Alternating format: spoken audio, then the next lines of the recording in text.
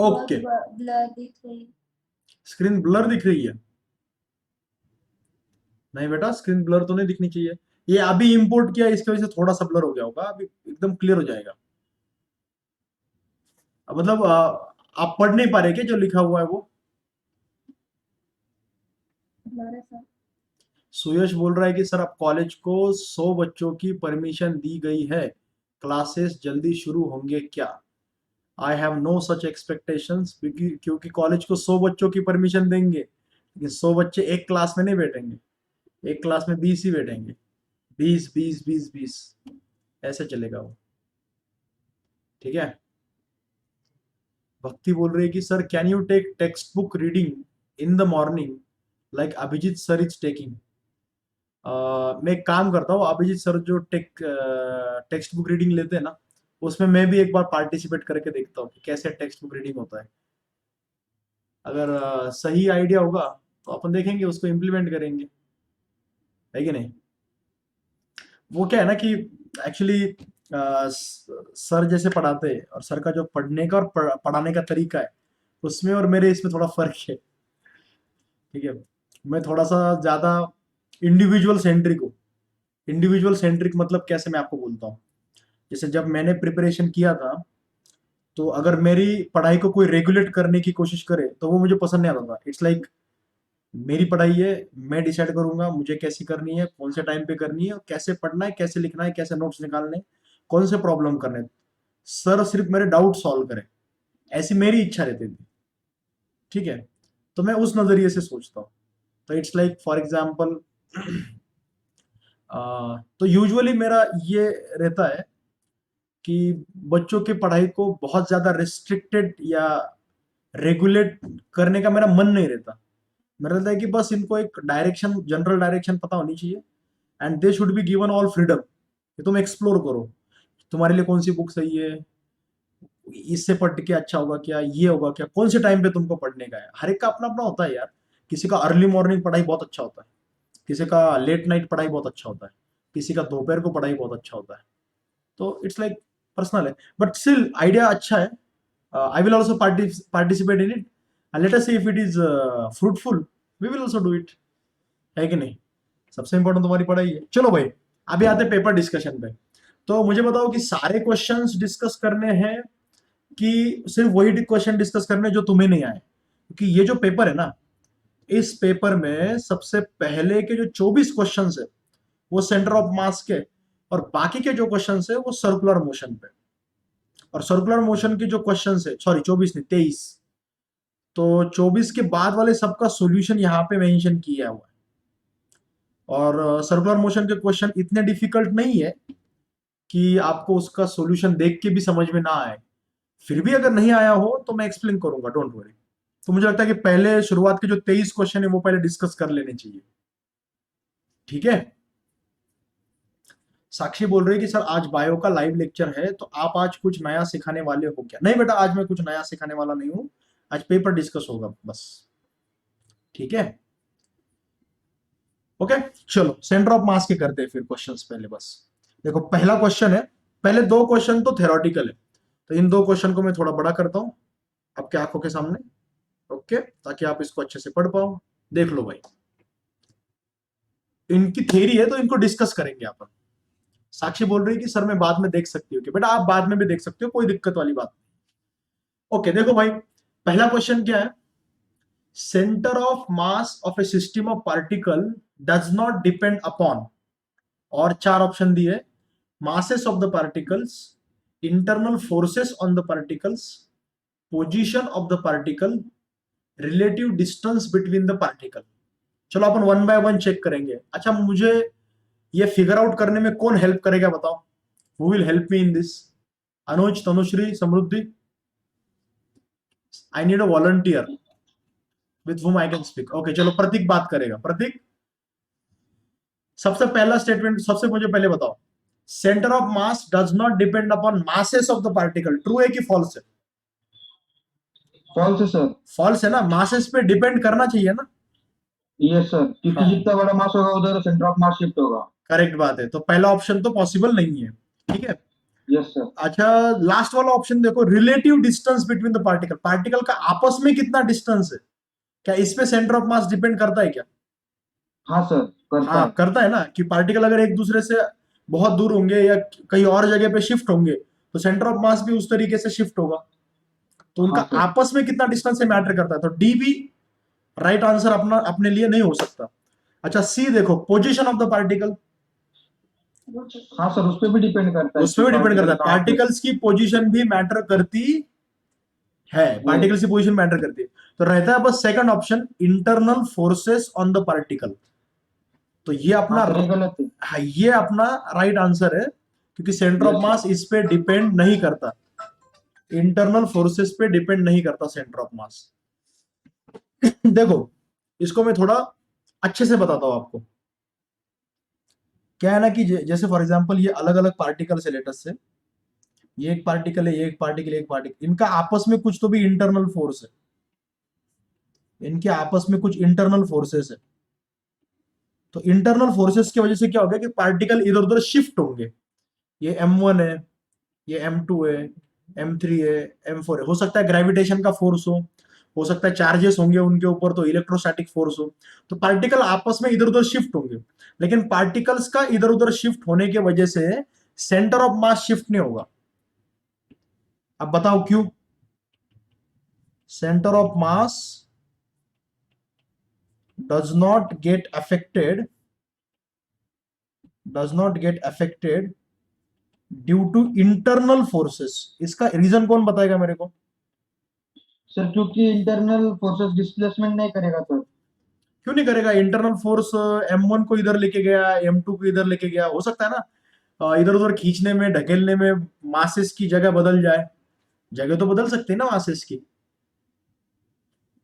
अब ऐसा हो सकता है जैसे लेट्स से ग्रेविटेशन है, ये एक पार्टिकल है, ये एक दूसरा पार्टिकल है, तो ये इधर गया, ये इधर गया, क्योंकि दोनों एक दूसरे को खींचेंगे ग्रेविटेशन में, तो एक दूसरे के करीब आ गए ना ये दोनों, तो एक दूसरे के करीब आने से सेंटर ऑफ मास शिफ्ट नहीं होगा, कि फिक्स ही रहेगा एक जगह पे, जहां पे था वहीं पे।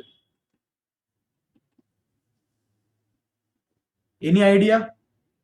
अब मैं इतना आपको इसलिए पूछ रहा हूं क्योंकि एक्चुअली ये कंसेप्ट आप पहले इसके बारे में आप सोच चुके हो, but I don't know if you recall it. Suyash बोल रहा है कि सर कब तक एक्सटर्नल फोर्स नहीं लगता तब तक मास रेस्ट पे होता है। करेक्ट बात। यहाँ पे सबसे इंपॉर्टेंट पॉइंट ये है कि इंटरनल फोर्सेस वर्ड, ये इंपॉर्टेंट है सबसे ज्यादा, ये इंपॉर्टेंट है इंटरनल फोर्सेस, कि वो जो फोर्सेस है वो इंटरनल है और सेंटर ऑफ मास को अफेक्ट पड़ता है एक्सटर्नल फोर्स से। याद करो न्यूटन का सेकंड लॉ, न्यूटन का सेकंड लॉ क्या है? Rate of change of momentum, rate of change of momentum क्या होता है? नेट एक्सटर्नल फोर्स होता है, if you remember it correctly. तो मोमेंटम चेंज कब होगा? जब एक्सटर्नल फोर्स लगेगा, इंटरनल फोर्सेस से मोमेंटम चेंज नहीं होता सिस्टम का, इसको मोमेंटम कंजर्वेशन लॉ बोलते हैं। ये हुआ है कि कोलिजन में? Pratik, Vaidehi, yes sir. हुआ है ना मोमेंटम कंजर्वेशन लॉ? क्या था मोमेंटम कंजर्वेशन लॉ का स्टेटमेंट? मोमेंटम कंजर्वेशन लॉ का स्टेटमेंट क्या था? मोमेंटम कंजर्वेशन लॉ का स्टेटमेंट था, if there is no external force, if there is no external force, then momentum of system of particle remains constant, momentum of system of bodies or system of particles remains constant। मतलब अगर system of particles अगर rest में, उसका centre of mass rest में, तो rest में रहेगा, अगर सेंटर ऑफ मास मोशन में है तो मोशन में रहेगा। समझे क्या? अंडरस्टूड भाई?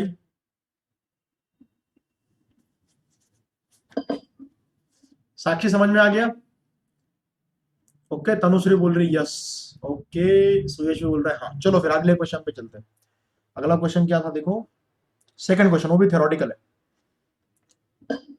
Centre of mass of A system of two particles divides the distance between them. अरे ये तो अपन ने, मैंने तुमको ये पॉइंट लिख के दिया था, याद है क्या? Centre of mass of two particles divides the distance between them in the inverse ratio of their masses. तो इसका राइट आंसर आएगा in the inverse ratio of masses of particles, C. Okay, ये मैंने पॉइंट आपको mention करके दिया। चलो अगला क्वेश्चन देखो। Two bodies of masses 1 kg and 2 kg are lying in xy plane.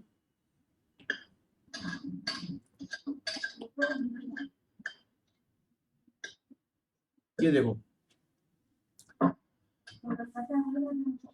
Rohan, okay देखो, two bodies of masses 1 kg and 2 kg are lying in, what is the coordinate of centre of मास? अरे ये तो simple है, ये तो बहुत easy question है। क्या आएगा? x centre of mass equal to m1x1 plus m2x2 upon m1 plus m2।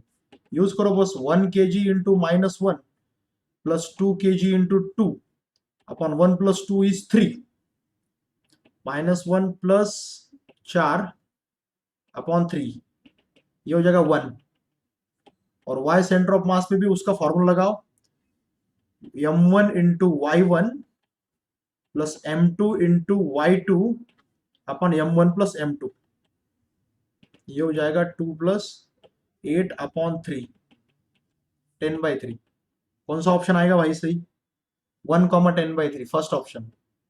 मुझे लगता है किसी का ये आंसर गलत हुआ होगा, आई डोंट थिंक कि किसी ने गलत किया होगा, ठीक है, क्योंकि बहुत बेसिक नहीं क्वेश्चन। सर, चलो नेक्स्ट क्वेश्चन पे चलते हैं।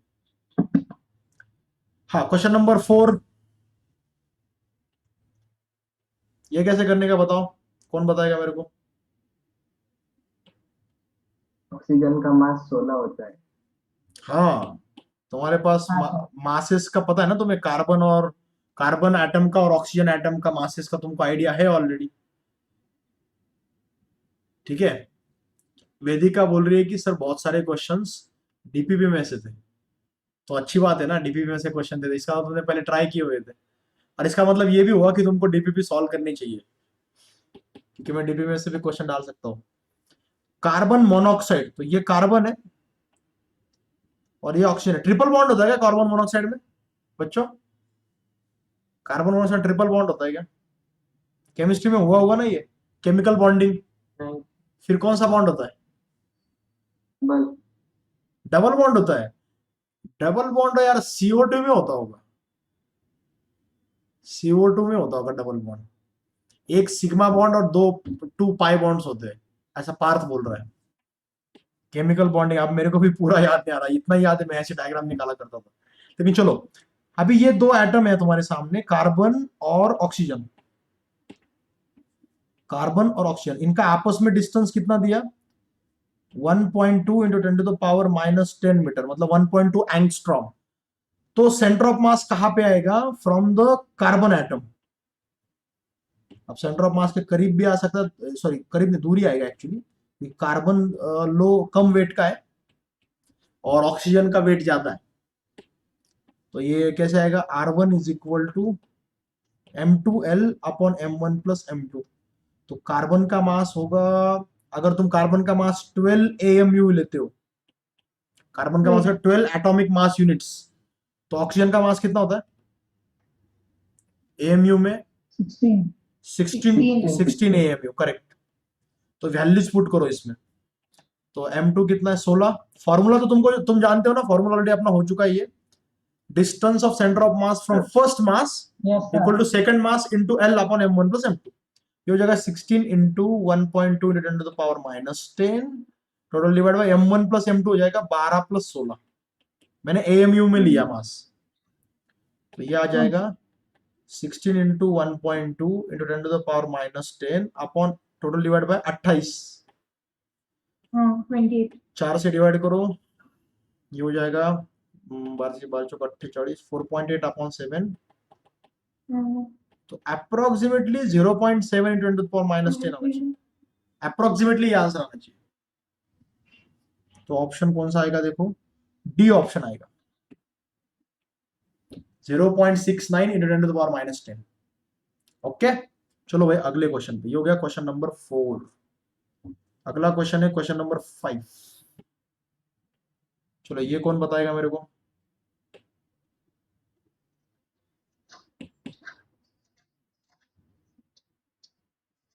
लिख लो भाई, बताओ।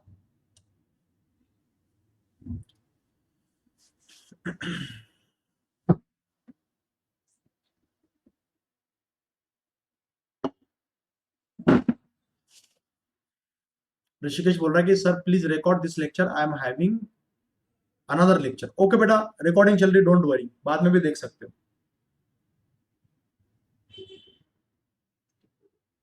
वेदिका ने इसका आंसर दिया है, बट वेदिका मुझे एक्सप्लेन करो कि आंसर आया कैसे, आंसर आया कैसे?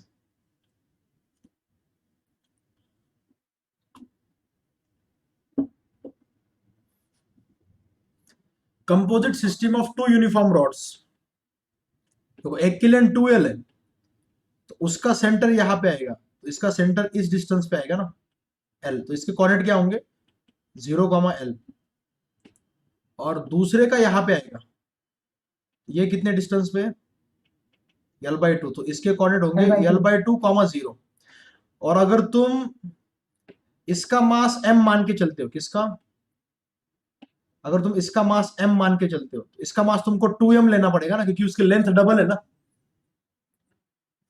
लेंथ डबल है, तो मास भी डबल होना चाहिए। फिर तुम इन दोनों का तुमको सेंटर ऑफ मास निकालने का है, तो x सेंटर ऑफ मास क्या होता है? m1x1 plus m2x2 M2x2 plus m1, 1M1 plus M. Correct. अभी m1 कितना, ये ले लो 2m, और x1 ले लो इसका 0, m2 ले लो स्मॉल m, x2 ले लो L/2 upon 2m plus m 3m, ये हो जाएगा mm cancel L/6, x centre of mass आ गया L/6। Similarly y centre of mass क्या होगा? m1y1 plus m2y2। देख लो, m1 में ले रहा हूं वो y एक्सिस वाला रॉड 2m, उसका y है L, और m2 में ले रहा हूं x एक्सिस वाला रॉड, उसका मास है m और उसका L/2 0 अपॉन 3m, या जगह 2L/3। ये अपना आंसर आना चाहिए, L/6 2L/3, third option. C. Okay correct. Okay, ये हो गया क्वेश्चन नंबर 5। अभी आते हैं क्वेश्चन नंबर 5 के बाद question number 6। Question number 6, question number 6 theoretical है यार, पढ़ के बताओ क्या? मैं मेरे पीछे आएगा ये। A body at rest breaks into 2 pieces of equal masses, the parts will, एक बॉडी है वो रेस्ट कंडीशन में, और उसका सडनली क्या हो गया, वो ब्रेक हो गई, जैसे हो सकता है ना, लेट अस से किसी भी चीज का ब्लास्ट हो गया है, कुछ हो गया लेट अस से, दोनों का डिसोसिएशन हो गया, तो द पार्ट्स विल मूव। अब क्वेश्चन ये है कि पार्ट किधर जाएंगे, सेम डायरेक्शन में जाएंगे दोनों, दोनों डिफरेंट डायरेक्शन में जाएंगे, कि दोनों अपोजिट डायरेक्शन में जाएंगे इक्वल स्पीड से, कि दोनों अपोजिट डायरेक्शन में जाएंगे अलग अलग स्पीड से? तो कौन बताएगा मेरे को इसका आंसर? लेट अस से एक्सप्लोर। मैं बताऊं? हाँ बोलो बोलो बेटा। सर सी वाला, क्योंकि सर वो law of conservation of momentum को फॉलो करेगा।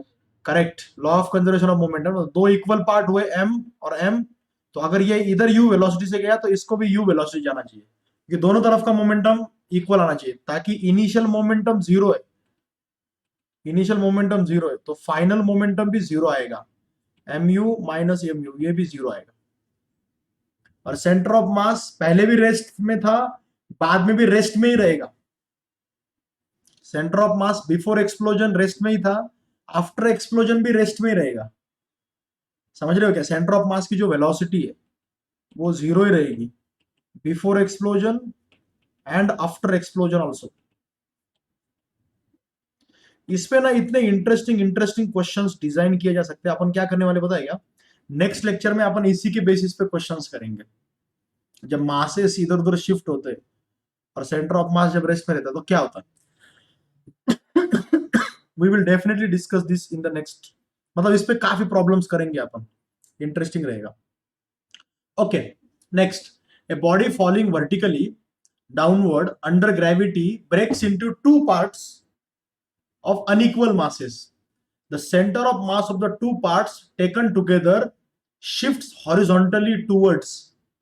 अब सोच समझ के जवाब दो. Heavier side, heavier piece, lighter piece does not shift horizontally and depends on the velocity, vertical velocity at the time of breaking. चलो कौन बताएगा मेरे को इसका आंसर with explanation.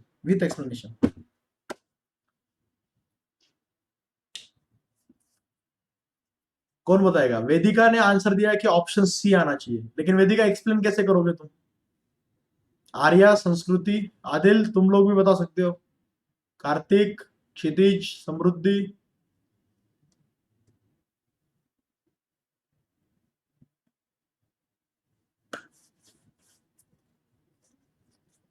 वंश भी बोल रहा है सी, लेकिन कैसे? एक्सप्लेन तो करो भाई, कैसे? क्यों? सी क्यों? डी क्यों नहीं?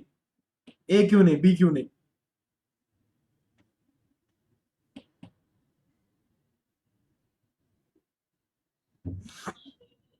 सर हाँ बेटा. बॉडी सर अगर वो पार्ट की मतलब बॉडी वर्टिकली गिरी ना तो मतलब शायद उसका हॉरिजॉन्टल फोर्स 0 होगा इस वजह से.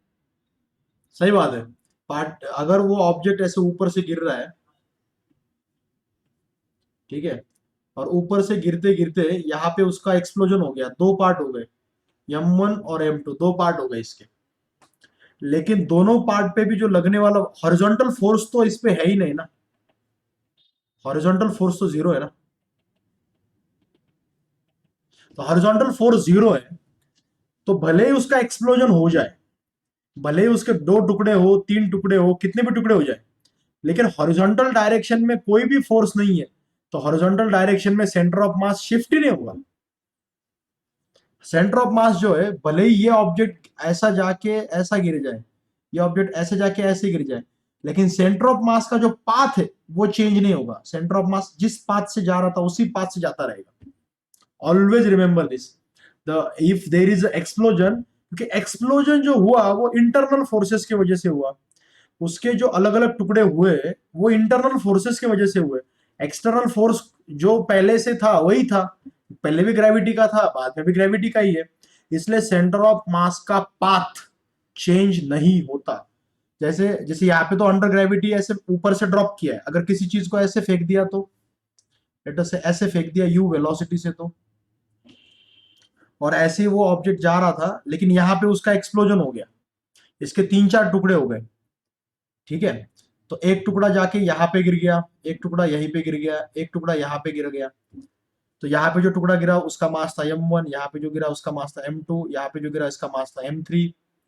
लेकिन इसके चाहे कितने भी टुकड़े हो जाए और चाहे कहीं कहीं पर भी गिरे, लेकिन जो इसका ओरिजिनल पाथ था वही पाथ कंटिन्यू होगा सेंटर ऑफ मास का. सेंटर ऑफ मास का पाथ यही कंटिन्यू होगा. यहाँ पे शिफ्ट नहीं होगा क्योंकि यहाँ पे यू cos थीटा और जी दोनों लग रहा है ना सर. नहीं नहीं नहीं नहीं, मैं ये बोल रहा हूं कि सेंटर ऑफ मास का पाथ चेंज नहीं होता. जो पहले पाथ, अगर एक्सप्लोजन नहीं होता तो वो उस जो मैं डॉटेड लाइन दिखाई उसी पाथ से जाता ना वो, अगर एक्सप्लोजन नहीं होता तो. लेकिन एक्सप्लोजन होने के बाद उसके अलग अलग टुकड़े हो गए, तो टुकड़े अलग अलग दिशा में चले गए, लेकिन सेंटर ऑफ मास उसी पाथ पे कंटिन्यू चलता रहेगा. ये बोल रहा हूं मैं. Centre of mass continues on the same path after explosion. Center of mass of body continues on the same path after explosion. Explosion के बाद सेंटर ऑफ मास का पाथ वही कंटिन्यू रहता है जो एक्सप्लोजन ना होते हुए पाथ अगर रहता वही. तो यहाँ पे एक्सप्लोजन नहीं होता तो वर्टिकल पाथ रहता ना, तो एक्सप्लोजन होने के बाद भी वर्टिकली पाथ रहेगा, वो हॉरिजॉन्टली शिफ्ट नहीं होगा. ये मुद्दे की बात है, ठीक है. Centre of mass of body continues on. हाँ बेटा. सर अगर वो जब उसका एक्सप्लोजन होता तो तब उस पर दूसरे एक्सटर्नल फोर्सेस लगते तो वो चेंज होता था. अगर एक्सटर्नल फोर्सेस लगते तो, लेकिन एक्सप्लोजन में एक्सटर्नल फोर्सेस नहीं होते ना, एक्सप्लोजन तो इंटरनल फोर्सेस की वजह से होता ना. Am I right?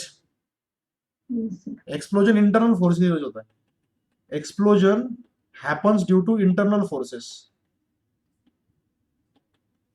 Due to internal forces. तो क्योंकि इंटरनल फोर्सेस की वजह से एक्सप्लोजन हो रहा है, तो सेंटर ऑफ मास का जो ओरिजिनल पाथ था वही कंटिन्यू होगा, उसमें कुछ फर्क नहीं आएगा, भले उसके कितने भी टुकड़े हो जाए और भले वो कौन सी भी डायरेक्शन में चले जाए। तो इसमें काफी इंटरेस्टिंग क्वेश्चंस फ्रेम किए जा सकते हैं, बहुत इंटरेस्टिंग, अभी करेंगे अगले लेक्चर में। अभी के लिए अपन पेपर देख लेते हैं। ओके, ये हुआ क्वेश्चन नंबर 7। क्वेश्चन नंबर 8 देखो, ये बहुत इंटरेस्टिंग क्वेश्चन है। हेलो हाँ बेटा बोलो। सर, लेकिन हमने उसको इनिशियली कुछ तो फोर्स दिया ना सर, कुछ वेलोसिटी दी, तो वो फोर्स उसको आगे ड्राइव नहीं करेंगे क्या सर, जब वो गिरेगा किसको किसको ड्राइव नहीं करेगा क्या? तो 3 मासेस को। तो कर रहा है ना, ये एक मास इधर गिर गया, ये देखो एक तो मास फोर्स सर, इधर गिर एक गया। फोर्स तो ग्रेविटी का भी है और एक फोर्स हमने जो लगाया हाँ ना, तो एक मास हमारा- यहाँ पे गिरा, एक मास यहाँ पे गिरा, एक मास यहाँ पे गिरा। मैं ये बोल रहा हूँ कि सेंटर ऑफ मास अगर एक्सप्लोजन नहीं होता तो ऐसे जाता, तो एक्सप्लोजन होने के बाद भी ऐसे ही जाएगा, ये बोल रहा हूं मैं। सेंटर ऑफ मास जिस पाथ में जा रहा था उसी पाथ में जाता रहेगा, क्योंकि एक्सटर्नल फोर्सेस जो भी पहले थे वो बाद में भी है, जैसे पहले कंडीशन थी वैसी बाद में भी। जो भी टुकड़े हुए, आपको कि सर आप कैसे ऐसे कैसे बोल रहे हो कि जो पहले कंडीशन थी वो बाद में भी है? पहले एक्सप्लोजन नहीं हुआ था, बाद में एक्सप्लोजन हो गया, तो उसके टुकड़े हुए ना। तो हम ऐसा कैसे बोल सकते हैं कि पहले और बाद में कंडीशन सेम है? देखो, एक्सप्लोजन हुआ तो वो इंटरनल फोर्सेस की वजह से हुआ, और इंटरनल फोर्सेस सेंटर ऑफ मास पे इफेक्ट नहीं करते, इसलिए मैं बोल रहा हूं। समझ रहे हो क्या? तो ये okay, internal forces centre of मास पे इफेक्ट नहीं करते, एक्सटर्नल फोर्सेस करते। तो इंटरनल फोर्सेस की वजह से अगर कुछ हुआ तो उसका सेंटर ऑफ मास पे फर्क नहीं पड़ता। ये देखो अगला थ्योरेटिकल क्वेश्चन।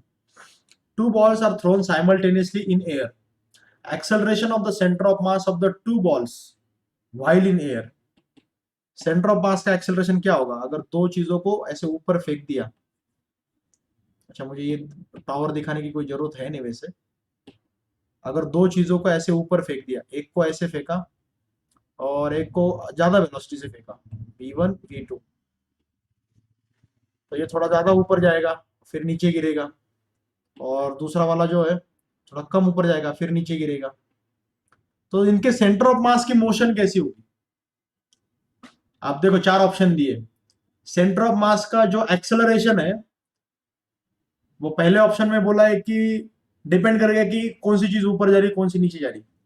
दूसरा ऑप्शन दिया है कि दोनों बॉल का मासेस क्या क्या है ये मैटर करेगा, ठीक है। तीसरी चीज बोली है कि डिपेंड्स ऑन द स्पीड, उनकी स्पीड कैसे चेंज होती है उस पर डिपेंड करेगा। लास्ट वाला बोल रहा है कि इक्वल टू जी। क्या आंसर है इसका और कैसे, ये भी एक्सप्लेन करना है आपको। Who will tell me? Vansh बोल रहा है डी ऑप्शन, आर्या और तनुश्री भी बोल रहे हैं, लेकिन तुमको एक्सप्लेन भी करना है। वंश, तनुश्री, आर्या, एक्सप्लेन भी करो मुझे कि कैसे तुम उस आंसर तक कैसे पहुंचे। Let me understand your thought process also. Aditi बोल रही है कि sir because it is motion under gravity. तो बेटा इस पे कुछ फर्क नहीं पड़ेगा क्या कि ये चीज नीचे गिर रही है और ये चीज अभी भी ऊपर जा रही है? तभी दोनों का जो सेंटर ऑफ मास आएगा उसका एक्सेलरेशन जी होगा। Depends on the speed of two balls. तो यू वांट टू से कि डायरेक्शन, फर्स्ट ऑप्शन डायरेक्शन पे डिपेंड करेगा। स्पीड पे। साक्षी बोल रही कि सर मैंने ए आंसर एग्जाम में दिया था लेकिन गलत आया। देखो बेटा, गलत इसलिए आया कि डी ऑप्शन ही करेक्ट है, और इसका रीजन क्या मैं बोल रहा हूँ तुमको कि इस चीज को तुमने ऐसे, ये ऊपर जाके नीचे आएगी और ये चीज यहीं पे जाके नीचे आएगी। लेटर से ये चीज नीचे गिर रही है लेकिन तभी ये चीज ऊपर ही जा रही थी। इसका मास m1 है, इसका मास m2 है। ये भले ही एक चीज ऊपर जा रही हो एक चीज नीचे जा रही हो, लेकिन दोनों के सेंटर ऑफ मास का एक्सेलरेशन पूछा है ना। तो acceleration of centre of mass क्या होता है? m1a1 plus m2a2 upon m1 plus m2, है कि नहीं?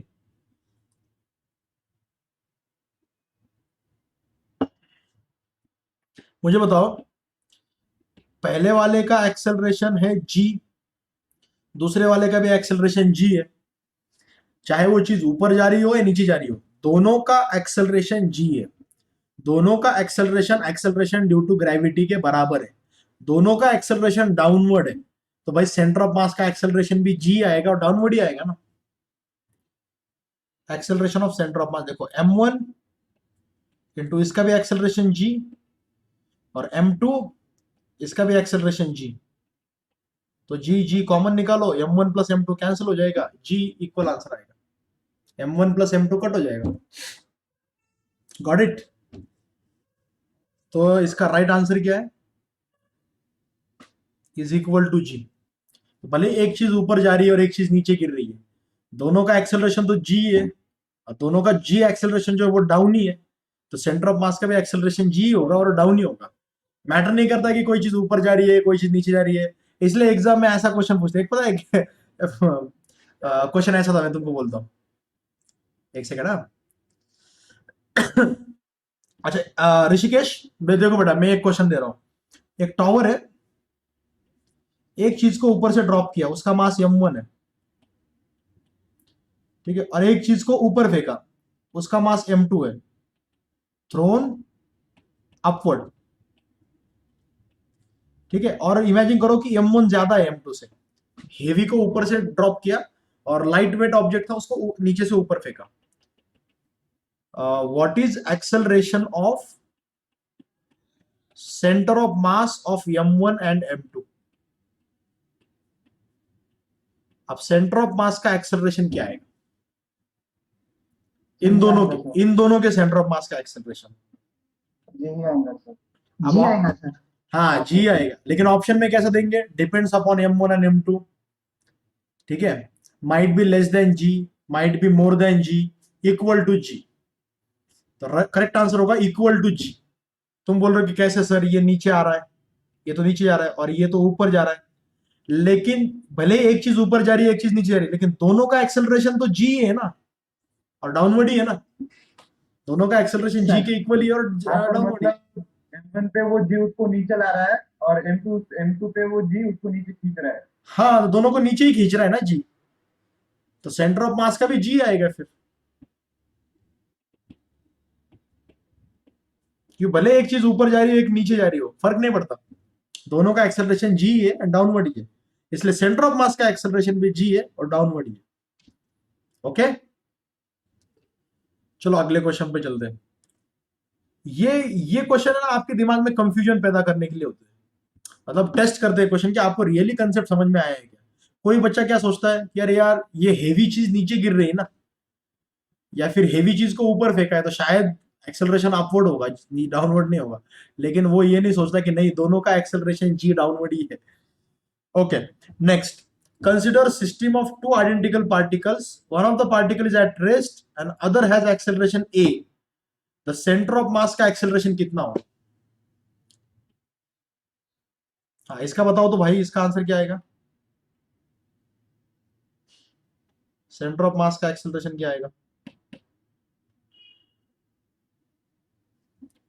ये तो सिंपल सा सवाल है ना, ये मास है m और ये मास है m, दोनों इक्वल है, इसका एक्सेलरेशन a और इसका एक्सेलरेशन 0 है। Acceleration of centre of mass equal to m1 a1 plus m2 a2 upon m1 plus m2, ये हो जाएगा m into 0 plus m into 0, 0 ने a अपॉन 2m, तो a बाई 2 हो जाएगा ना, ये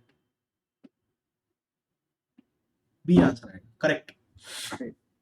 आइडेंटिकल पार्टिकल बोले तो इसमें कोई दूसरा आंसर तो आ ही नहीं सकता। ओके, चलो नेक्स्ट क्वेश्चन पे। आई होप कि मुझे और एक्सप्लेन करने की जरूरत नहीं है। Okay, next, two particles A and B are at rest, move towards each other under mutual force of attraction. सबसे इंपॉर्टेंट पॉइंट तुमको ये नोटिस करनी चाहिए, क्या दिया है? Under mutual force of attraction. Under mutual force of attraction मतलब ये इंटरनल फोर्स हो गया दोनों के बीच का, इन दोनों के बीच का ये इंटरनल फोर्स हो गया। मुझे बताओ, इंटरनल फोर्सेस के वजह से सेंटर ऑफ मास पे कुछ इफेक्ट होता है क्या? नहीं, तो सेंटर ऑफ मास तो तो centre of mass rest condition में ही रहेगा ना, तो सेंटर ऑफ मास की स्पीड क्या आएगी, 0। 0। ओके चलो अगले क्वेश्चन पे। अरे ये वाला क्वेश्चन तो अपन ने क्लास में किया था, याद है क्या? मैंने मासेस अलग अलग लिए थे, हाँ। मासेस मैंने अलग अलग लिए थे, लेकिन सॉल्व जरूर किया था इसको। तो इसका आंसर तो तुम लोगों को डेफिनेटली आया होगा। सिंपल चाहिए। हाँ सिंपल, अरे ये कर चुके हैं अपन इसलिए सिंपल था। ये इसके कोऑर्डिनेट 0,0 है, इसके कोऑर्डिनेट 1,0 है, और इसके कोऑर्डिनेट कितने लिए थे अपने, 0.5, 1 मीटर इंटू √3/2। √3/2 आएगा ना यहाँ पे, am I right? और उसके बाद सिंपल है, x centre of mass equal to m1x1 plus m2x2 plus m3x3 upon m1 plus m2 plus m3। Similarly y centre of mass m1y1 m2y2 m3y3 total divide by m1 plus m2 plus m3। बस इससे आ जाएगा दोनों का। तुम कर सकते हो, मुझे ये बताने की जरूरत है नहीं वैसे। और तुम ग्राम में ही रखोगे मासेस को, कुछ फर्क नहीं पड़ता, ग्राम में ही रखो, ग्राम ग्राम कैंसिल हो जाता। अच्छा ये वाला एक बताने की जरूरत है कि आप लोगों को आ गया ये, कुछ पार्ट को कट कर दिया तो सेंटर ऑफ मास किधर शिफ्ट होगा। याद है अपन ने ऐसे क्वेश्चन किए थे? मैंने वो डिस्क में से डिस्क कट किया और फिर स्क्वायर में से 1/4 कट किया, वैसे इसमें से ये रेक्टेंगल है, रेक्टेंगल का 1/4 कट किया, ये रेक्टेंगल है, रेक्टेंगल में से 1/4 कट किया।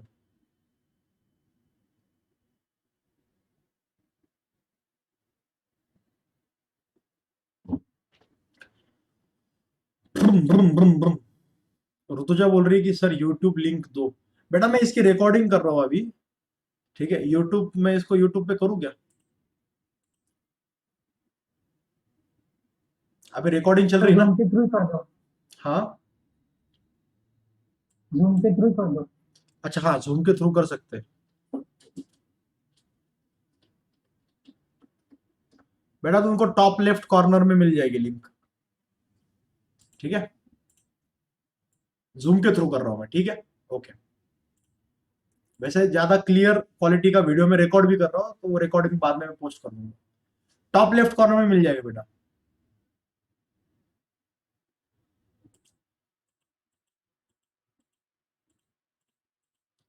ओके अच्छा, मैं बोल रहा था क्या, यूनिफॉर्म रेक्टेंगुलर थीन शीट ABCD। हाँ चाहिए इसको टॉप लेफ्ट कॉर्नर में मिल जाएगा बेटा। अरे मेरा साउंड मेरे को आ रहा है।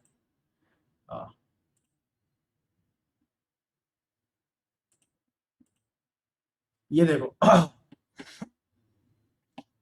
इसमें से सबसे पहले तो रेड से टोटल मास, ये वाला पार्ट कट किया, मतलब सेंटर जो होगा वो इस लाइन पे होगा, इधर शिफ्ट होगा सेंटर, तो सेंटर इधर शिफ्ट होगा।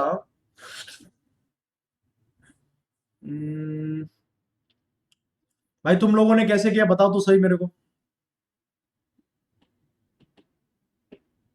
समबडी टेल मी कैसे किया तुम लोगों ने इसको? उसको डायरेक्टली एरिया से प्रोपोर्शनल लिया। नहीं नहीं मास का तो ठीक है, मास का तो ठीक है, मास का दिख जाएगा कि मास, अगर टोटल मास अगर m है तो इसका मास m/4 है। और मैंने तुमको फॉर्मूला बताया था ना कि जो नया बचेगा पार्ट उसका सेंटर ऑफ मास क्या होता है, कि जो ओरिजिनल मास है m1x1 उसमें से जो कट किया उसको माइनस करो, ये था ना। तो ओरिजिनल मास तुम्हारा कितना था, कैपिटल M, ये वो तुम्हारा ओरिजिनल मास था।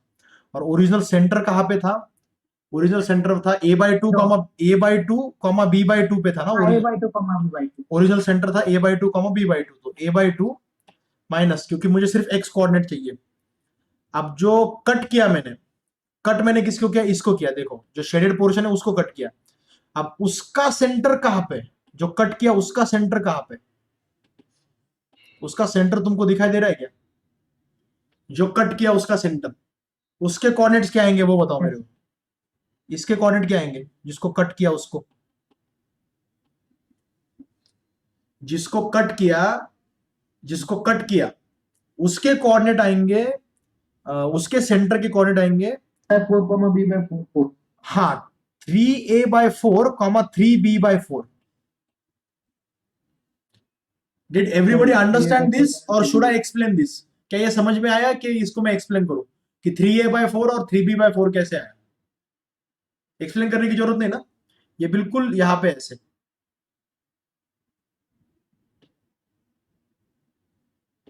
क्योंकि ये जो टोटल लेंथ है, ये टोटल लेंथ तो b है और ये टोटल लेंथ है, ये टोटल लेंथ तो a। तुमको ये वाला कोऑर्डिनेट चाहिए था और ये वाला कोऑर्डिनेट चाहिए था। ओके, तो जो पार्ट कट किया उसका कोऑर्डिनेट क्या है? 3a/4। तो उसको 3a/4 पुट करो, उसको 3a/4 पुट करो। इसका मास m/4, उसका कोऑर्डिनेट 3a/4, और फिर m1 माइनस m2, मतलब इसमें से कितना कट किया? m/4 कट किया। ये आएगा तुम्हारा equation. m1 x1 original mass original coordinate minus m2 x2 जो कट किया उसका मास और उसका coordinate upon m1 minus m2।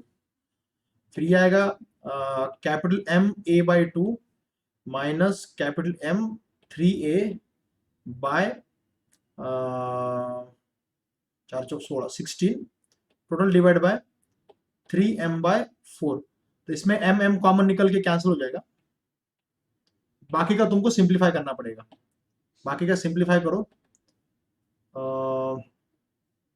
ये 3/4 है, 3/4 रेसिप्रोकल होके उल्टा हो जाएगा, 4 ऊपर चला जाएगा, 4/3। फिर ब्रैकेट में क्या बचेगा? a/2 12. Minus 3a/16। देखो ये कितना आता है, 4/3 इन ब्रैकेट, ये आएगा नीचे 16 में सब्सट्रैक्शन कर रहा हूँ। डोंट टेल मी कि सर सब्सट्रैक्शन भी एक्सप्लेन करो, बोलोगे तो एक्सप्लेन कर दूंगा, वो कोई दिक्कत नहीं है। बेआटी 16 तो 8a माइनस 3a 5a, ये आएगा 4 4 16, 5a/12 आएगा। This is new centre of mass. New centre of मास ये सिर्फ x का आया, 5a/12। वैसे तुम y का भी फाइंड कर सकते हो सिमिलरली, सेम प्रोसीजर।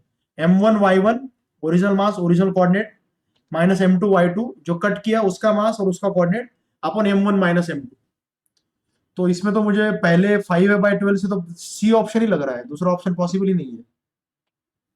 5a/12 और 5b/12, तो b is the right answer. B option. समझा?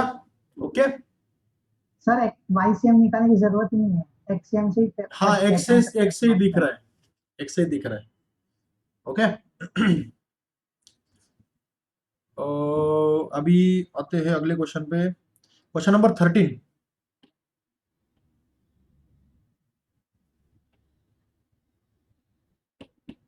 चलो क्वेश्चन नंबर 13 कौन एक्सप्लेन करेगा मेरे को? सर ये इजी है सर। कैसे? सर उसको आई कैप जे कैप वगैरह ले लेने का माइनस और फिर वो आधा हाँ, वेक्टर फॉर्मेट में लिया तो आ जाता है एकदम। और- आधा परसेंट और मासेस का भी ध्यान रखना पड़ेगा ना, लेकिन ABCD के मासेस दिए ना, इसका मास दिया m, इसका मास दिया 2m, इसका मास दिया ये 3 तो 3, ये मास दिया 3m और ये दिया 4m। तो एक्सेलरेशन निकालना है सेंटर ऑफ मास का। सेंटर ऑफ मास का एक्सेलरेशन क्या होता है? m1a1 vector plus m2a2 vector plus m3a3 vector plus m4a4 vector total divide by m1 plus m2 plus m3 plus m4। तो वेक्टर फॉर्मेट में लिखने पड़ेंगे तुमको सारे एक्सेलरेशन। आर्या बोल रही है कि सर मुझे ये क्वेश्चन आया नहीं, बताओ ठीक से। ठीक है बेटा, ठीक से बताता हूं मैं। देखो बेटा, तुमको सेंटर ऑफ मास का एक्सेलरेशन निकालना है ना, तो सेंटर ऑफ मास का एक्सेलरेशन ऐसे आएगा m1a1 plus m2a2 plus m3a3 plus m4a4 अपन m1 plus m2 plus m3 plus m4। तुमको सिर्फ वेक्टर डायरेक्शन में लेने सबको। तो वेक्टर डायरेक्शन में कैसे? ये वेक्टर होगा तुम्हारा j कैप इधर का और इधर का होगा तुम्हारा i कैप। थोड़ा ज्यादा ही ब्राइट हो गया ये, ब्राइट ऑन ब्राइट। इसको चाहिए dark on bright, dark on bright. ये ऐसा, ये j कैप और इधर होगा आई कैप, तो उस हिसाब से लो बेटा, उस हिसाब से लोगे तो क्या आएगा, एक्सेलरेशन ऑफ सेंटर ऑफ मास, देखो यहां पे m1 कितना है m, और इसका एक्सेलरेशन है माइनस आई कैप, लेफ्ट में है इसलिए माइनस आई कैप, जगह m into minus I cap a, damage a into minus I cap. फिर उसके बाद ये मास है 2m और उसका एक्सेलरेशन है a प्लस जे कैप, क्योंकि वो ऊपर जा रहा है, प्लस जे कैप इसलिए ऊपर जा रहा है। फिर उसके बाद है 3m a इंटू उसका प्लस आई कैप आएगा, क्योंकि वो राइट में जा रहा है 3m, और 4m नीचे जा रहा है तो आएगा 4m a minus J cap, total divide by total mass, m plus 2m 3m, 3m plus 3m 6m, 6m plus 4m 10m, total mass 10m। Solve करो अब इसको, ये i और ये i वाली टर्म्स है, तो माइनस m है और प्लस 3m है, हो जाएगा 2m है आई कैप, और ये j के टर्म्स में, तो माइनस 4m है प्लस 2m है, तो हो जाएगा माइनस 2m है J cap upon 10m, m cancel, 2a common ले लो, 2a by 10 in bracket i minus J cap, या जगह a by 5 in bracket i minus J cap. देख लो भाई करेक्ट आंसर कौन सा है, first option a by 5 i minus J. Okay, Arya बोल रहे थे वो आई, मुझे पता है वो आई जे का ही आइडिया दिमाग में आना चाहिए, वो ऑप्शन देख के आ जाता है ना लेकिन दिमाग में। ओके ओके, नेक्स्ट क्वेश्चन है क्वेश्चन नंबर 14, क्वेश्चन नंबर 14 देखो,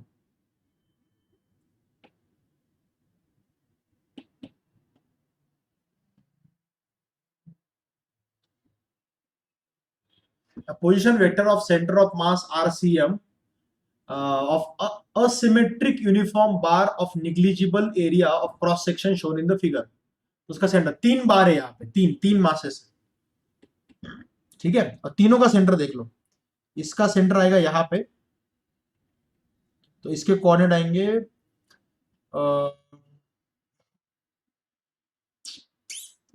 इसका कोऑर्डिनेट आएगा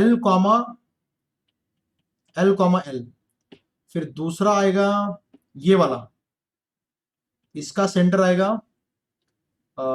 2L कॉमा L बाई 2, देखो X coordinate Y coordinate carefully लेने के, और तीसरा आएगा ये वाला, ये देखो, और इसका सेंटर आएगा 2L और 3L के बीच में, 2L और 3L के बीच में होगा, एग्जैक्टली बीच में 2L प्लस 0.5 2.5L, मतलब 5/2L 5/2L कॉमा 0।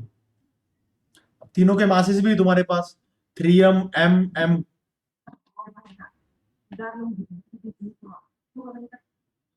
तो क्या आएगा, देखो x centre of mass equal to m1 x1 plus m2 x2 plus m3 x3 total divide by m1 plus m2 plus m3। तो m1 कितना है, ये वाला मास, पहला वाला मास कितना है 2m है, ले लो 2m, उसका x कोऑर्डिनेट कितना है L, दूसरा वाला मास m है, उसका x कोऑर्डिनेट कितना है, अरे x कोऑर्डिनेट मैंने गलत लिखा क्या, अरे नहीं सही लिखा है भाई, 2L प्लस m3 भी m है और उसका x कोऑर्डिनेट कितना है 5L/2, total divide by total mass 2m plus m, देखो कितना आता है ये 2ml plus 2ml 4ml plus 5ml/2, total divide bye 2m plus m 4m, क्या आएगा 4 दूने 8, 8 और 5 13, 13ml/2 अपॉन 4m, m और m कैंसल, ये आ जाएगा 13L/8, ये x सेंटर ऑफ मास आएगा 13L/8। ऑप्शंस में पहला ऑप्शन ही है 13L/8, इसका मतलब पहला आंसर ही करेक्ट आना चाहिए, दूसरा मुझे निकालने की जरूरत भी नहीं, लेकिन दूसरा निकालोगे तो फिर भी वही आएगा ना, क्या कुछ तो गड़बड़ तो होगी नहीं उसमें, m1 y1 m2 y2 plus m3/3 upon m1 plus m2 plus m3। ये भी वही आएगा, कोई दिक्कत नहीं आएगी इसमें, चेक करके देखो यही आएगा। ओके, साक्षी बोल रही है कि सर 8 क्वेश्चन के कोऑर्डिनेट्स एक बार बोलो। कौन सा क्वेश्चन बोल रहे हो बेटा साक्षी? ये समझ में आ गया सबको, इसमें तो कोई दिक्कत नहीं है बेटा। क्वेश्चन नंबर 8 में तुम पीछे चले गए। अरे 8 में कहा, 8 में कौन से कोऑर्डिनेट है साक्षी?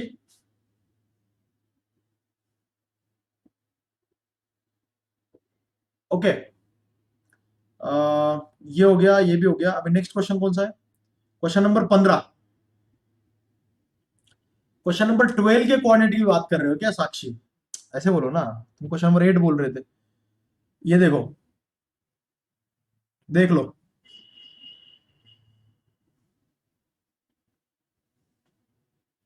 ओरिजिनल मास क्या था? m1। ओरिजिनल मास था ये कैपिटल M, और उसके सेंटर क्या था? a/2, b/2। और तुमने जिसको रिमूव किया वो है m2, और उसका क्या आया था? 3a/4 और 3b/4।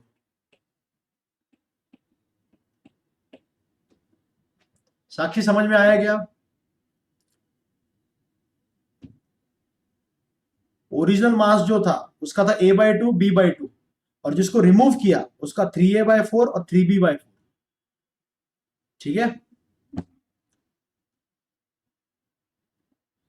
m2 का नहीं समझा? अरे ऐसे कैसे नहीं समझा भाई, ऐसे कैसे नहीं समझा? ये देखो, ये यहां तक ये वाला पार्ट है। अगर यहां तक a और यहां तक b है बेटा, तो ये वाला निकालने का ना बेटा, ये आ जाएगा। ये हाइट कितनी होगी? 3a/4 होगी ना। इसके 4 पार्ट्स पड़ेंगे ना ऐसे। ये देखो, इसको देखो, ऑब्जर्व करो इसको ठीक से बेटा। थोड़ा सा एनालिटिकल माइंडसेट तुमको भी बनाना पड़ेगा। ये इसको देखो, a/2, ये a/4। समझ में आ रहा है क्या? ये बिल्कुल मिडल में है ना, इसके इन दोनों के बिल्कुल मिडल में है ये। Got it? तो अगर ये यहां से लेके यहां तक a, तो ये a/4, a/2, 3a/4 a, 4 parts करो ना उसके। ओके, चलो अगले क्वेश्चन पे। साक्षी, आई होप कि ये क्लियर हो गया होगा। हाँ, ये जो क्वेश्चन है ये थियोरेटिकल है। A stick thrown in air and lands on the ground at some distance from the thrower. The center of mass of the disc will move along parabolic path in all cases. Only if stick is uniform. Only if stick has linear motion but no rotational motion. Only if stick has a shape such that its center of mass is located at some point on it and not outside of it. चलो, कौन बताएगा मेरे को इसका answer? कौन बोलेगा भाई? Somebody please tell me. Can anyone explain? Arya, Isha. मैं अभी इसके बारे में डिस्कस कर रहा था, अभी मतलब कुछ देर पहले। We were discussing exactly this.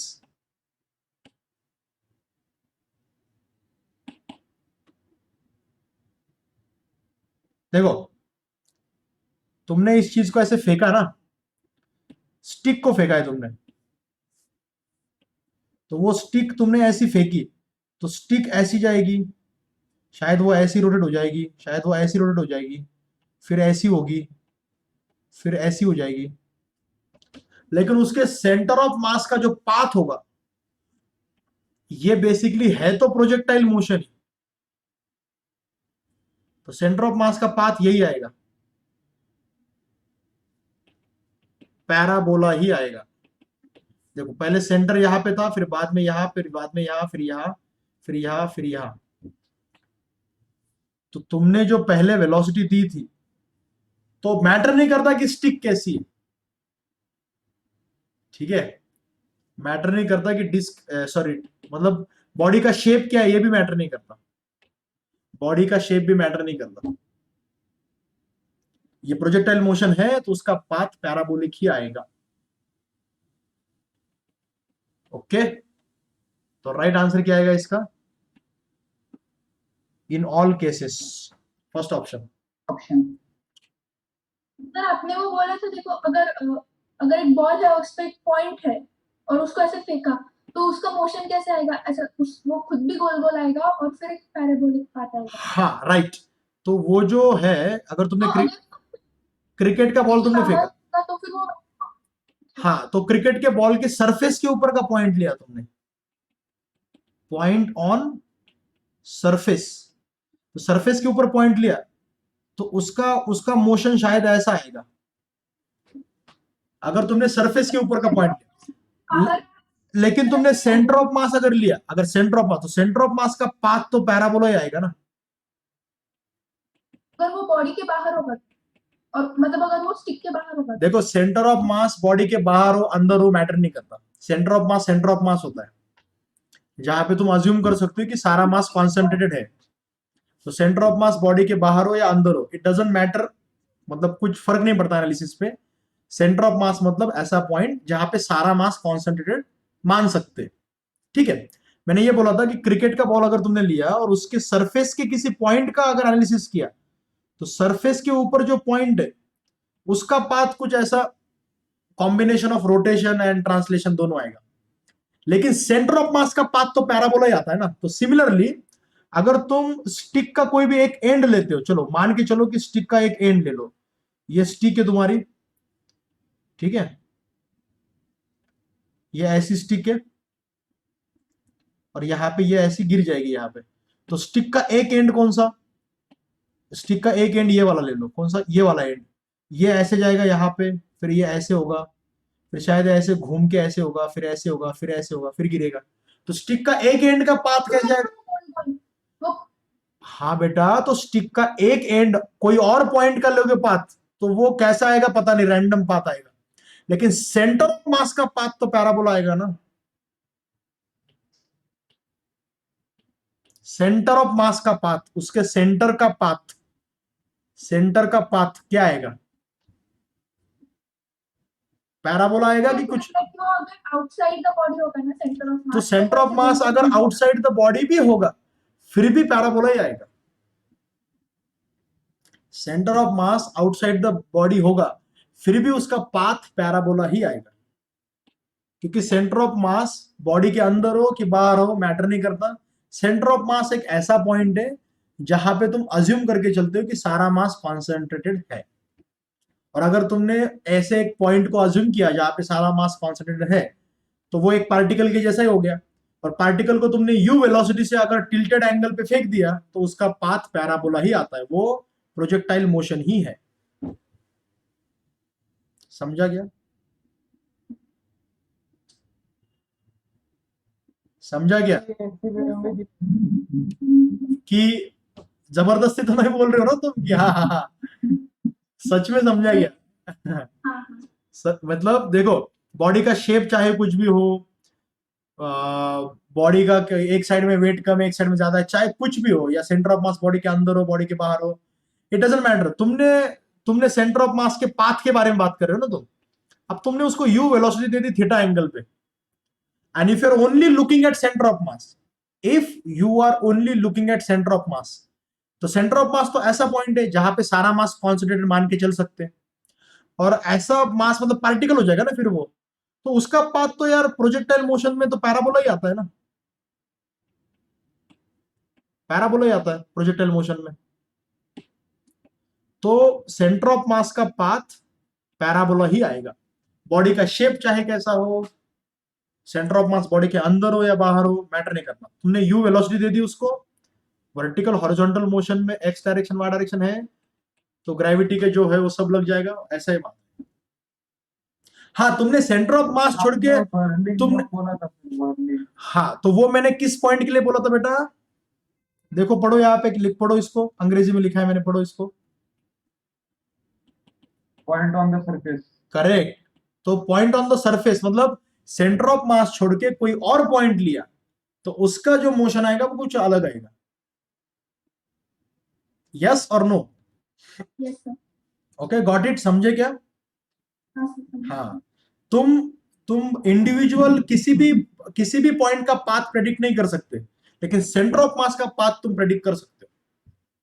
तो मुझे क्या पता अब सरफेस के ऊपर का पॉइंट का पाथ कैसा आएगा, वर्लिंग आ सकता है, कुछ भी आ सकता है, लेकिन मुझे इतना जरूर पता है कि सेंटर ऑफ मास का पाथ तो पैराबोला ही आएगा, क्योंकि ये प्रोजेक्टाइल मोशन है। Got it? Yes. ओके। उसके बाद 16 वाला इजी है। Two spheres A and B of masses m and 2m, दोनों को कांटेक्ट में रखा है, तो सेंटर ऑफ मास किधर आएगा? ठीक है, इसका जो मास है भाई, इसका मास अगर m है तो इसका मास, क्योंकि रेडियस डबल है और मास r³ को प्रोपोर्शनल होता है। नहीं नहीं नहीं, इन्होंने मास दिए m और 2m। अरे नहीं, फिर मासेस दिए तो फिर तुमको सॉल्व करना पड़ेगा इसको ये 2m है और ये m है, तुम ऐसे निकालो ना। वो ये वाला m है, दूसरा वाला 2m है। कौन सा छोटा वाला m है क्या? अरे नहीं, बड़ा वाला m है। Okay okay okay, A and B of masses. अरे हाँ, मैंने गलत लिख दिया। सर बड़े सर्कल का m है और छोटे सर्कल का 2m है। अच्छा, ये 2m है।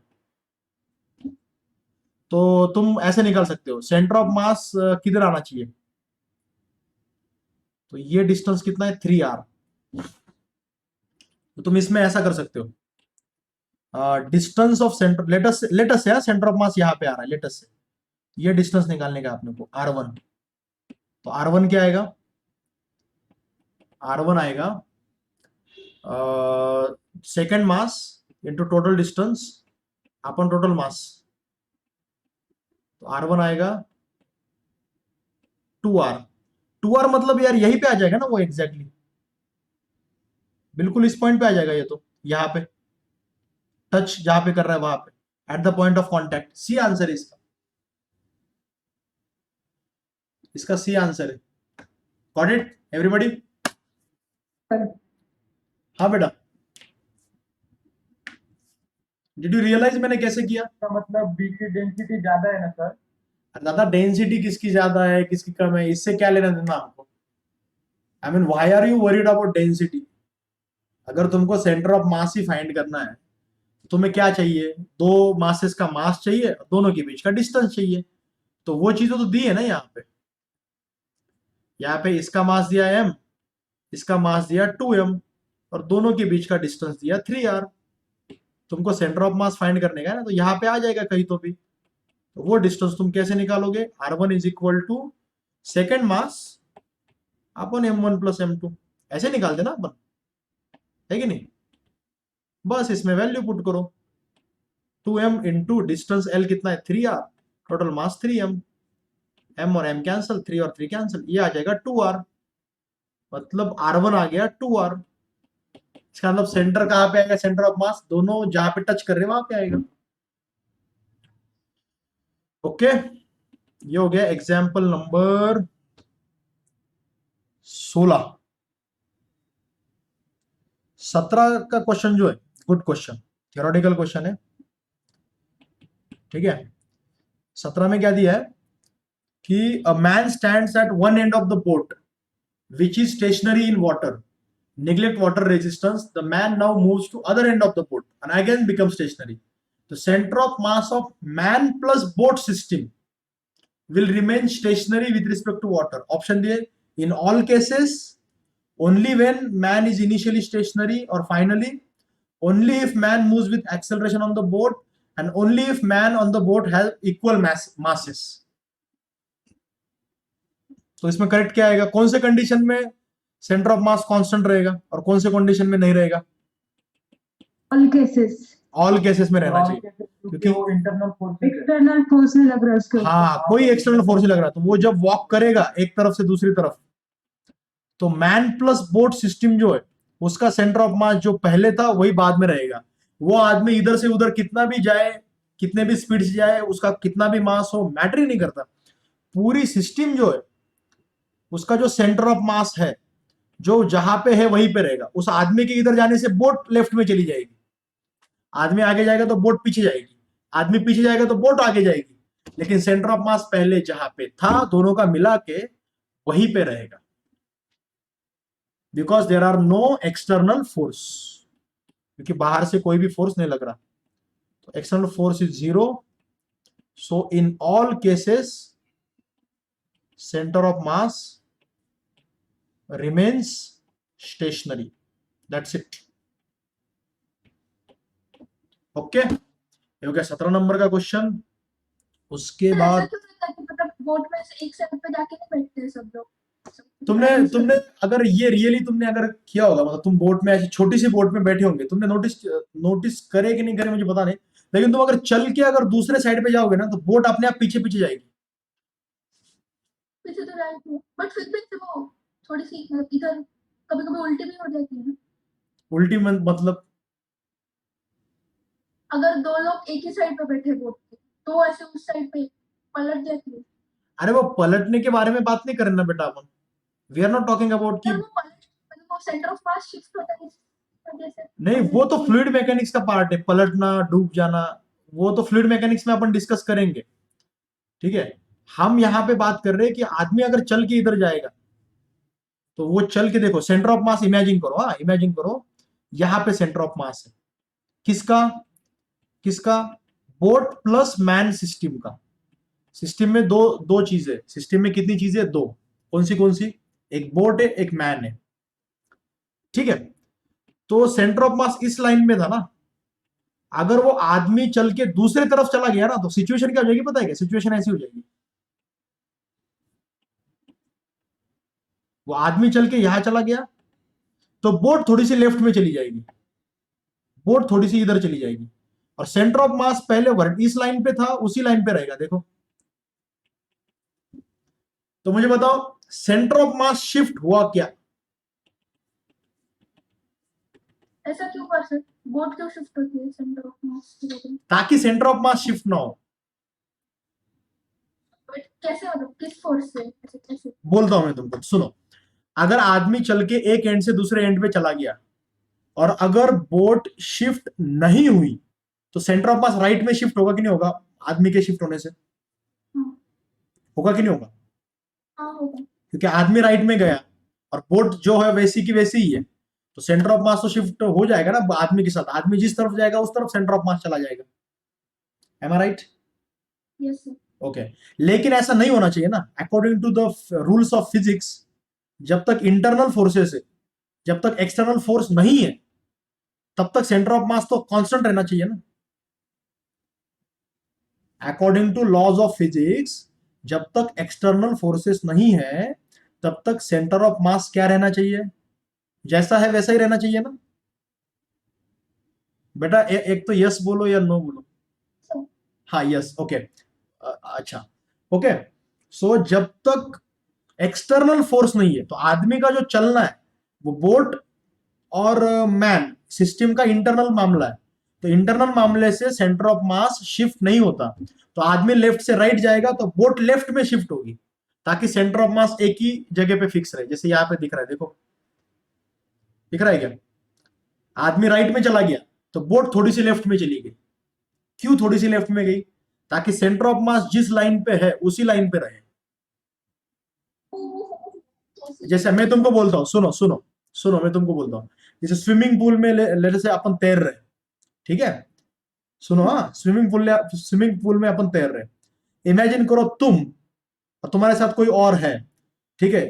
अब अगर उसको तुमने धक्का दिया पानी में तो वो आगे जाएगा तो तुम भी पीछे जाते हो, क्योंकि तुम और वो दोनों का जो सेंटर ऑफ मास है, ये सिस्टम है, तुम और वो एक सिंगल सिस्टम मान के चलेंगे, तो उनका जो सेंटर ऑफ मास है उसका इंटरनल फोर्स हुआ ना उसको धक्का देने का मतलब.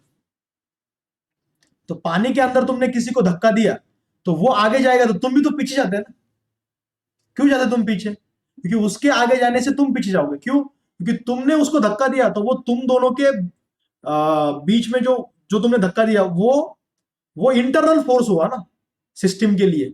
अगर तुम दोनों को सिस्टम मान के चले तो वो आगे जाएगा तो तुम पीछे जाओगे.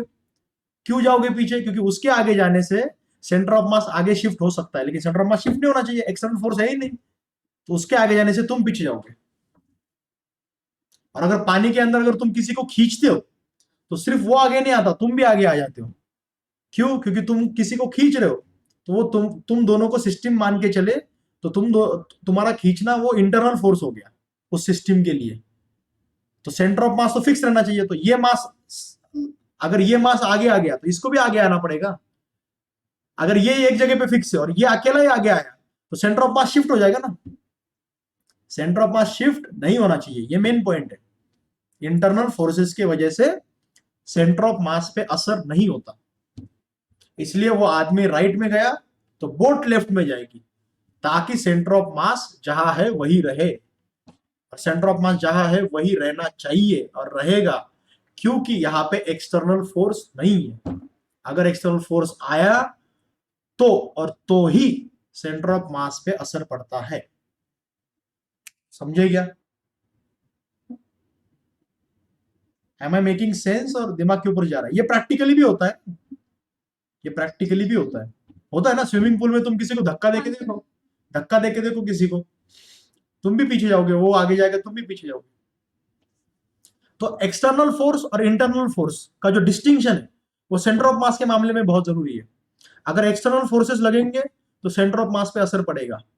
अगर एक्सटर्नल फोर्सेस नहीं लगेंगे, सिर्फ इंटरनल फोर्सेस है, तो सेंटर ऑफ मास जैसा है वैसा ही रहेगा। ये डिस्टिंक्शन बहुत इंपॉर्टेंट है in case of centre of mass. तो अगर तुमने एक सिस्टम कंसीडर की तो देखो पहले कि क्या ये सिस्टम में जो फोर्सेस लग रहे, क्या ये इसके इंटरनल फोर्सेस है कि एक्सटर्नल है। अगर एक्सटर्नल होंगे तो सेंटर ऑफ मास पे कुछ असर पड़ेगा, अगर वो इंटरनली होंगे तो सेंटर ऑफ मास पे कुछ असर नहीं पड़ेगा। इंपॉर्टेंट पॉइंट है ये। एक्चुअली इसके बेसिस पे हमें और भी क्वेश्चंस करने हैं, ये बहुत ही इंटरेस्टिंग पॉइंट है, ठीक है। इसलिए देखो क्वेश्चन नंबर 19 भी वही है। देखो, motion of the centre of mass depends upon, 4 option दिए, total external forces, total internal forces, sum of A and B, none of this. Right answer is motion of centre of mass depends upon total external forces. Internal forces पे centre of mass की motion depend नहीं करती। Okay बाकी 20 number के question का answer तो बहुत simple है, line joining the two particles. मुझे लगता है कि अभी यहां पे रुकने के लिए कोई प्रॉब्लम नहीं है। ये क्वेश्चन नंबर 18 का तो मैंने तो शुरुआत में एक्सप्लेन किया था, जब फर्स्ट लेक्चर था ना, तो उसी में मैंने बताया था, याद है? When you lean behind over a hind legs of the chair falls back after a certain angle. Center of mass lying outside the system makes the system unstable. आपको क्या लगता है इसका क्या आंसर आना चाहिए? आप अगर ऐसे ऐसे चेयर को ऐसे ऐसे करोगे, आप में से कोई ना कोई तो डेफिनेटली ऐसे करते करते गिरा तो जरूर होगा। मैं तो गिरा हूं बहुत बार, तो मुझे पता है। क्योंकि चेयर को जब आप टिल्ट करते हो तो गिरने की सिचुएशन क्यों आ जाती है? सर डी आता आंसर। दोनों सेट, सॉरी एक मिनट, गिरने की सिचुएशन इसलिए आती है, जैसे फॉर एग्जांपल ये चेयर मान के चलो, ये चेयर है लेटेस्ट से, ठीक है, ये चेयर है। चेयर में अगर तुम बैठे हो, पहले नॉर्मली बैठे हो तुम, ठीक है, तुम नॉर्मली बैठे हो, कोई दिक्कत नहीं, नॉर्मली बैठोगे कोई दिक्कत नहीं होगी तुमको। लेकिन तुम अगर चेयर को टिल्ट करोगे, चेयर को टिल्ट करने से क्या होता है, देखो चेयर को मैं टिल्ट करता हूं, इस चेयर को, हाँ, लेट मी टिल्ट इट। इसको तुम ऐसे टिल्ट करोगे, टिल्ट करने से क्या होगा, टिल्ट करने से क्या होगा कि उसका जो पहले जो ग्रेविटी का फोर्स था, देखो लेट मी, एक काम करते हैं, मैं इसको है ना कॉपी कर लेता हूँ यार, इसके 2 कॉपी लेता हूँ। एक ये देखो, ये 2 चेयर्स हैं तुम्हारे सामने। अब मैं एक को टिल्ट करने जा रहा हूं,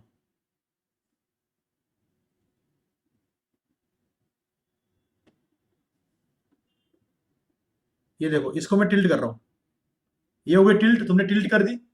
टिल्ट करने से क्या होगा, टिल्ट करने से क्या होगा, पहले तुम्हारा ग्रेविटी का फोर्स ऐसा लग रहा था mg, उसको यहां की नॉर्मल रिएक्शन बैलेंस कर रही थी।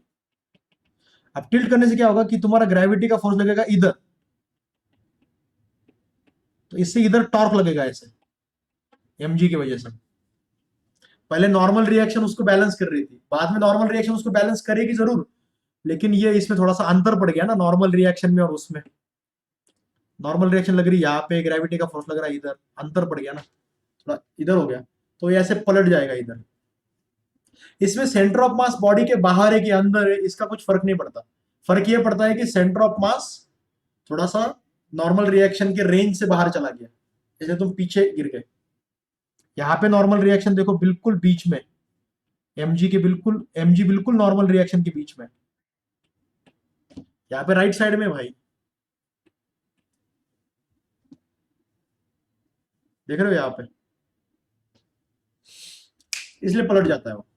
चलो आज यहीं पे रुकते हैं, आज का डिस्कशन अच्छा हुआ, आई होप कि तुमको इसकी हेल्प हुई होगी। 20 क्वेश्चन तक तो हो गए अपने, आगे के क्वेश्चन तो तीन चार क्वेश्चन तो तुम कर ही सकते हो, उसमें कोई दिक्कत नहीं है।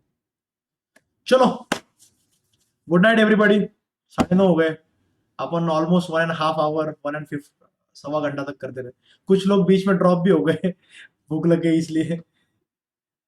ओके रिकॉर्डिंग हो गई है तो इसकी रिकॉर्डिंग मैं अपलोड कर दूंगा यूट्यूब पे, डोंट वरी। ओके अभी कर दूंगा। चलो good day everyone, stay safe and stay indoor. दिया है ना हाँ बेटा, उसमें